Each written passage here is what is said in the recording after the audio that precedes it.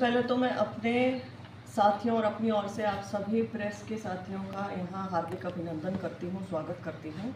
यह प्रेस वार्ता एक बहुत ही गंभीर विषय को संपूर्ण हरियाणा के समक्ष रखने के लिए बुलाई गई है। विषय है बेरोजगारी। माननीय मुख्यमंत्री श्री मनोहर लाल खट्टर जी व माननीय उप मुख्यमंत्री श्री दुष्यंत चौटाला जी को न प्रदेश के युवाओं की कुछ पड़ी है, न उनकी बेरोजगारी दिख रही है, न पीड़ा दिख रही है, न दर्द दिख रहा है, न कुछ दिख रहा है, ना ही वे इसका समाधान करना चाहते हैं। वे शुतुरमुर्ग की तरह रेत में सिर छुपाकर ये कहना चाहते हैं कि कोई समस्या ही नहीं है, ताकि उन्हें कोई समाधान ना करना पड़े। आती हूँ विषय पर, बेरोजगारी। सबसे पहले देश की स्थिति बताऊंगी 3 बिंदुओं में। पहला, वित्त वर्ष 2023 में प्राइवेट नौकरियों में 30% की गिरावट हुई है। दूसरा, स्टार्टअप निवेश में 36% की गिरावट। व तीसरा, सरकारी नौकरियों में 30 लाख पद खाली। ये बड़ी भयावह स्थिति है देश की। आते हैं हरियाणा के ऊपर। हरियाणा में और भी बुरा हाल है। पिछले 2.5 से 3 सालों से यदि हम CMIE centre for monitoring of Indian economy के आंकड़े उठाकर देखें तो हम 37.4% बेरोजगारी पर खड़े थे जनवरी 2023 में। पिछले 2.5 से 3 सालों में हम हमेशा ही 20 से 25% का आंकड़ा बेरोजगारी का क्रॉस करते आए हैं, जो कि बहुत भयंकर है, भयावह है। ऐसे में 2019 से कोई भी बड़ी भर्ती का न होना अपने आप में युवाओं के ऊपर एक बहुत बड़ा अत्याचार है। अब इलेक्शन में आने वाले हैं तो वो आनन फानन में बड़ी बड़ी भर्तियां लेकर आ रहे हैं, बड़ी बड़ी घोषणाएं कर रहे हैं, और ये घोषणाएं ना अत्याचार हैं। सच बताऊं कैसे, 2019 से सभी बड़ी भर्तियां यह कहकर रद्द की गई कि इन्हें CET के अंतर्गत करवाया जाएगा। CET क्या है? Common eligibility test. Common eligibility test एक अम्ब्रेला टेस्ट की तरह होगा, जैसे कि ग्रुप C की सारी भर्तियां, जैसे कि चाहे वो टेक्निकल हो, नॉन टेक्निकल हो, 12वीं बेस्ड हो, ग्रेजुएशन बेस्ड हो, उन सभी को एक कॉमन एग्जामिनेशन के थ्रू लिया जाएगा, वो है CET। इसका कुछ प्रारूप यूँ रहेगा कि CET पहले एक पेपर लिया जाएगा, उसको जो क्वालिफाई करेगा उसका दूसरा पेपर लिया जाएगा, फिर डॉक्यूमेंट वेरिफिकेशन होगा व फिर रिजल्ट दिया जाएगा। अब CET का पहला पेपर 5 व 6 नवंबर 2022 को 4 शिफ्ट में लिया गया। 11,22,000 युवाओं ने इसके लिए आवेदन किया। CET का रिजल्ट 10 जनवरी 2023 को आया, जो कि पब्लिक डोमेन में नहीं डाला गया। यह है अपारदर्शिता का पहला उदाहरण। जो सरकार पारदर्शिता चिल्लाती रहती है, उन्होंने इतना बड़ा रिजल्ट पब्लिक डोमेन में क्यों नहीं डाला? 11,22,000 लोगों ने आवेदन किया था ना, पहली चीज। दूसरी, 3,59,000 अभ्यर्थियों ने ये पेपर उत्तीर्ण किया। प्रश्न पत्र में त्रुटियां थी। त्रुटियों के लिए अभ्यर्थियों ने प्रति प्रश्न 100 रुपए देकर उन्होंने अपने लगाए, ऑब्जेक्शंस लगाए, लेकिन रिवाइज्ड की को सार्वजनिक नहीं किया गया, ना ही रिवाइज्ड रिजल्ट दिया गया। ये था अपारदर्शिता का दूसरा बड़ा उदाहरण कि आप प्रति प्रश्न चार्ज भी कर रहे हैं 100 रुपए, आपने ना रिवाइज्ड की दी है, ना रिवाइज्ड रिजल्ट दिया है। क्यों नहीं दिया आपने? इसके लिए अभ्यर्थियों को कोर्ट जाना पड़ा। कोर्ट से अभ्यर्थी कहते हैं कि आप पारदर्शिता बरतिए, तो कोर्ट ने इन्हें कहा भैया तुम पारदर्शिता बरत लो, तुम रिवाइज्ड रिजल्ट दो। तो कोर्ट के कहने पर 29 जून 2023 को ये रिवाइज्ड रिजल्ट जारी किया गया, जिसमें फिर से त्रुटियां मिली। त्रुटियों की कमी नहीं हो रही। अभी हम ये नहीं जानते कि ये इनएफिशिएंट है या ये इनकी चालाकियां हैं। अब इसमें जो सबसे महत्वपूर्ण इशू है, उसके ऊपर आती हूँ पॉइंट वाइज फॉर्म में। पहला, सरकार सभी क्वालिफाइड अभ्यर्थियों में से पोस्ट के 4 गुना अभ्यर्थियों को ही आगे एग्जामिनेशन में बैठने का मौका देगी। ये है रूल। इस रूल के खिलाफ लगभग हरियाणा के सभी युवा इसकी खिलाफत कर रहे हैं।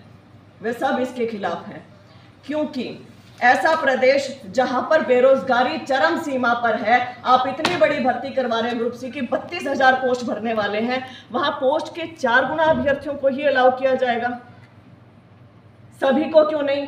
एक अभ्यर्थी ने मुझसे पूछा कि दीदी मैंने CET क्वालिफाई कर लिया, क्वालिफाई करने के लिए चाहिए 47.5% अंक। मैंने CET क्वालिफाई कर लिया है, लेकिन मुझे अगला पेपर नहीं देने दिया जाएगा, मेरे सर्टिफिकेट के ऊपर क्वालिफाइड लिखा हुआ है, तो मैं क्या करूं? वाजिब सवाल है, क्वालिफाइड है वो तो। युवाओं ने मुख्यमंत्री साहब के जन संवाद कार्यक्रम से लेकर कोर्ट तक में चुनौती दी। जनसंवाद कार्यक्रम में इन बच्चों को उठा उठा के बाहर फेंका गया, धमकाया गया, हाथ से माइक छीने गए, लेकिन इनकी बात नहीं सुनी गई। अपनी बात थोपते रहे। ये थोपराज सरकार है ना, सामने से तो कुछ सुनती नहीं है, सिर्फ अपनी कहती है, अपनी कह के बस बंद। एक कॉमन पेपर से टॉप 4 गुना, 63 ग्रुप, 401 कैटेगरीज कैसे छाटेंगे? क्या फॉर्मूला है? टोटल पोस्ट का 4 गुना, ग्रुप वाइज 4 गुना या कैटेगरी वाइज 4 गुना? क्या है आपका फॉर्मूला? ये है अपारदर्शिता का तीसरा उदाहरण। आप अपनी प्रोसेस ही नहीं बता रहे हैं कि आप कैसे करने वाले हैं ऐसे। तो आप तो कुछ भी कर सकते हैं, आप तो किसी को भी ले सकते हैं। दूसरा बिंदु, 4 गुना ही क्यों? 10 गुना, 12 गुना, 15 गुना या 20 गुना क्यों नहीं? हमारे पड़ोसी राज्य उत्तर प्रदेश व राजस्थान में पोस्ट के 15 गुना अभ्यर्थियों को लिया जाता है। वहाँ भी ऐसा ही सीईटी जैसा एग्जाम होता है और वहाँ 15 गुना लेते हैं। हरियाणा में जहाँ बेरोजगारी का दंश झेल रहा है, सबसे ज्यादा बेरोजगारी है, वहाँ 4 गुना का क्यों? सेंटर में भी जितने एसएससी बैंकिंग के एग्जाम होते हैं वहाँ 10, 12, 15, 20 गुना लेते हैं, लेकिन हरियाणा में 4 गुना क्यों रखा है? तीसरा महत्वपूर्ण बिंदु, टेक्निकल पोस्ट है जैसे जेई है या सैनिटरी इंस्पेक्टर है या जेएससी है या असिस्टेंट लाइनमैन है, आर्किटेक्चर असिस्टेंट है, इन सबको एक नॉन टेक्निकल पेपर सीईटी से कैसे आंक रहे हैं आप?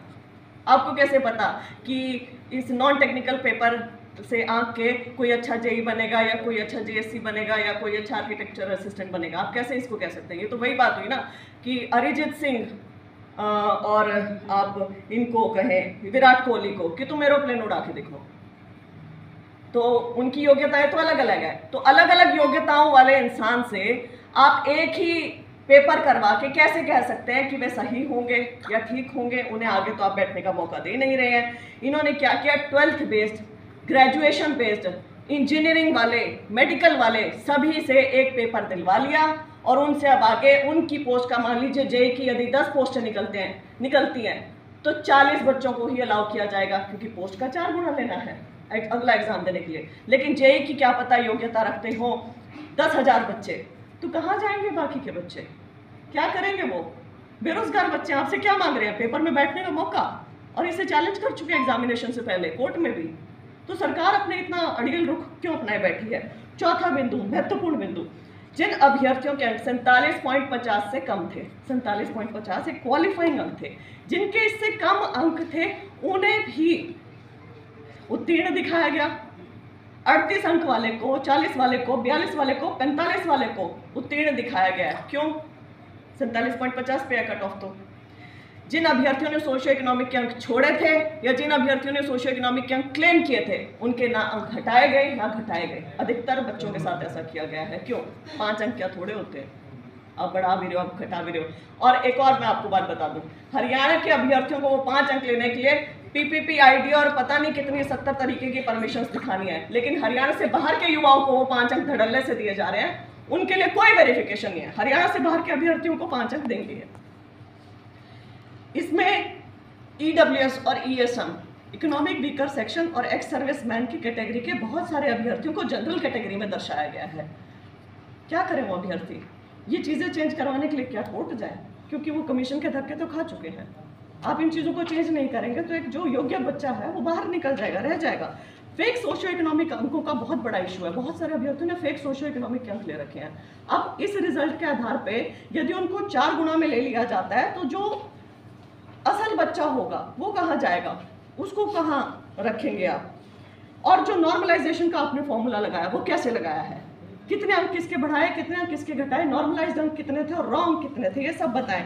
लेकिन वही है ना कि आप अपारदर्शी सरकार है, केवल पारदर्शिता के नारे लगाती है, कुछ नहीं करती है। इसमें 5वां बिंदु, बिना रिजल्ट रिवाइज किए, बिना रिवाइज किए दिए इन्होंने क्या किया? पीएमटी फिजिकल मेजरमेंट टेस्ट का रिजल्ट जारी कर दिया, फिजिकल मेजरमेंट टेस्ट का शेड्यूल जारी कर दिया।